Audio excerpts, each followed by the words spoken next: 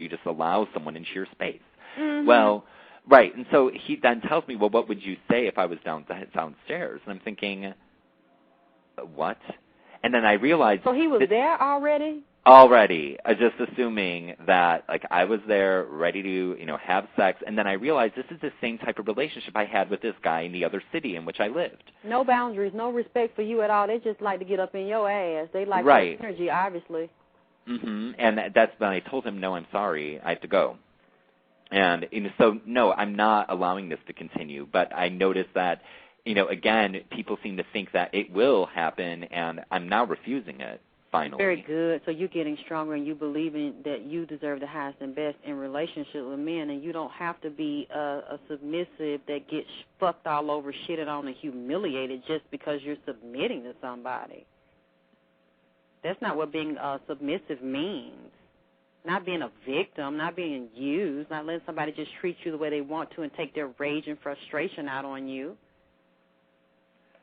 Right, and your commenter, Miss Vanity, claims that I must have a disease and that I'm walking around looking for straight men to give it to. No. I don't have any diseases. They're calling you.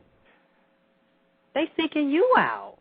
Right. I mean, I'm not chasing these people. These people find me, trying to find me because they're trying to come to terms with the social pain that they experience every day. I'm not seeking these people out. I use a condom. I'm not spreading diseases. I do not have what you're calling a nasty ass, and I don't know why you're so hostile, Ms. Vanity. But I mean, if you want to discuss this verbally, then we can. And obviously you care because you're the one who's writing these comments in the chat room, Ms. Vanity. But and if you can't deal with this reality, well, it's happening, and you need to deal with this reality, Ms. Vanity, because there are men out there who are coming to terms with the fact that they live in a racist society, and so they're going to fuck white men and then have a family at home. And if you don't want to accept that, then you're living in denial because it's happening all the time. So you can say no thanks, but it's not your choice because it's happening whether or not you like it or not. And you can call me a gay ass and you can say homophobic things to me. It's not going to stop me from speaking. Because I'm not here to make you happy. I'm here to tell you what's going on. Yep. Yep, that's right. Because that's why we're having this show, because a lot of black men are doing this, and they're seeking this out secretly while they're with black women as girlfriends, as wives, and got children, going to the gym, going to work, getting on the Internet, and the black women they're with need to wake up because they don't realize this is what a lot of these men are doing. They're so sneaky with it. They're so smooth with it. And the black women just think that, oh, my man is black, he's strong, he's handsome, he works out all the time. He wouldn't do anything like that. That thought has never crossed their mind. That's why I'm definitely glad you wanted to do this show with me, because I hear these kind of stories all the time. Miss Vanity is asking, why am I doing it? I think, you arrived late to the show, so you don't know the story, so I'll remind everybody what the story is. I was depressed. I did not think I deserved anything, so I happened to find myself in these kinds of relationships, and even though I didn't want to do it, I did it because I felt I was so worthless and ugly that I didn't have a right to my own desires. So I just thought, well, I'll just do this because I want to have sex, and I hate myself, and because I hate myself, I'm willing to do whatever I need to do in order to have sex because I'm not worth anything else. That's why I did it.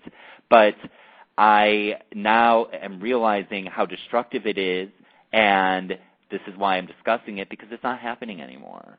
So I'm not continuing doing it, and this is why I'm discussing this with Alexyss, because I'm healing, but I'm also hoping that other people who are dealing with this will also begin to do it. And, one man, dude, not many men is what Miss Vanity writes. We're not talking about monogamy right now. And, not all of us believe in monogamy, and monogamy may not be always the answer. I don't believe in it, and I don't think you have a right to judge me because I might sleep with multiple people. I'm not married. I don't have children. So, that's not my issue. If you want to get married with someone, then you need to control them and not blame me if you can't control your man. Because I'm not here to screen everyone who comes into my bed. I screen them for my reasons, but I can't, ask for marriage certificates. Yep, and you can't screen them for everybody else. That's why we're doing this show, to make women aware so that you can start screening more closely who you're dealing with. Right, and at the same time, if someone tells me they're not married and they are, how am I supposed to verify that? That's right. that's not, I mean, I can only do so much as someone because, no, I don't like sleeping with married men. I don't enjoy it because, you know, at the same time, you always know.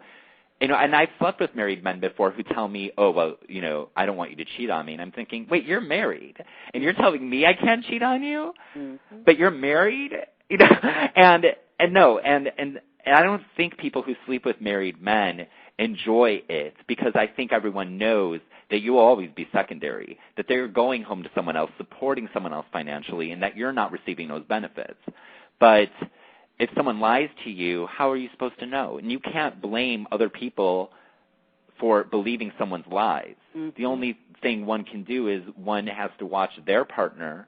Mm-hmm. If someone tells you that they're committed to you, then you need to monitor their behavior. You can't blame some gay man down the street that he's fucking because he may be lying to the gay man. Mm-hmm. And that gay man has a job and a life and doesn't have time to chase people around and verify documents and investigate records. And, you know, I mean, so, you know, everyone has to play their part.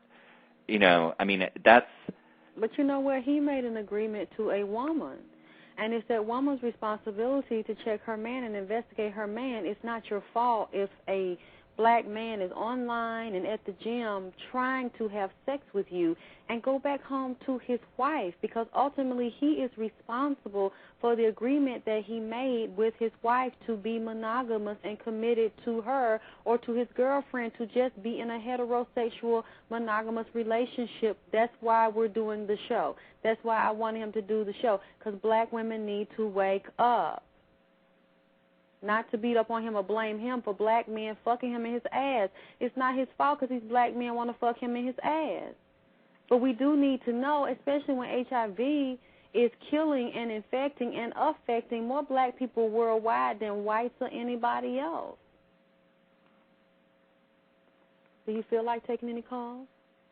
Sure. If anybody has any questions or comments, 44732, hey.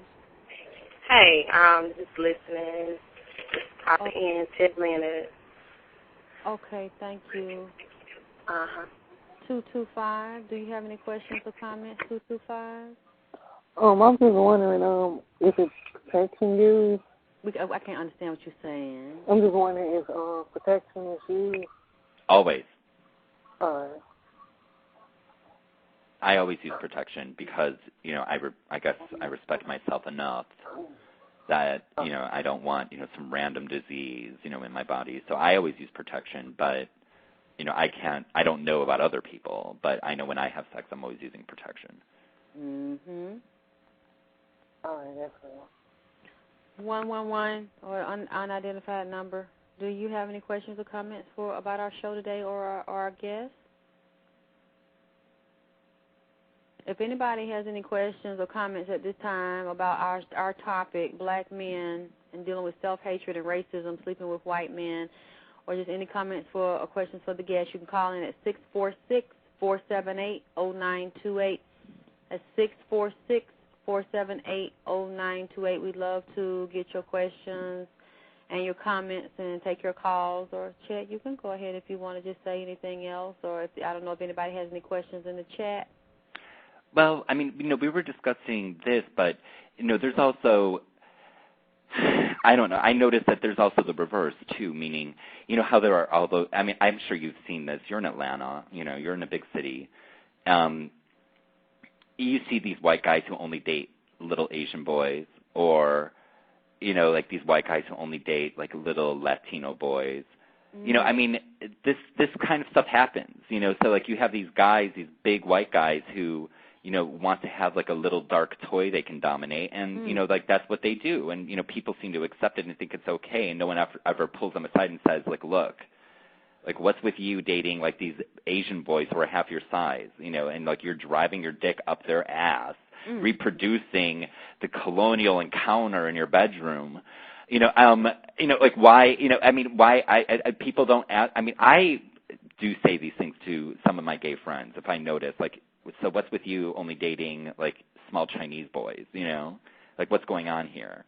Like, is it that you hate them secretly, or is it that, like, you enjoy dominating another civilization? What's going on here? And you know, people, I think, need to ask these questions when you notice that, you know, because, you know, race is real, and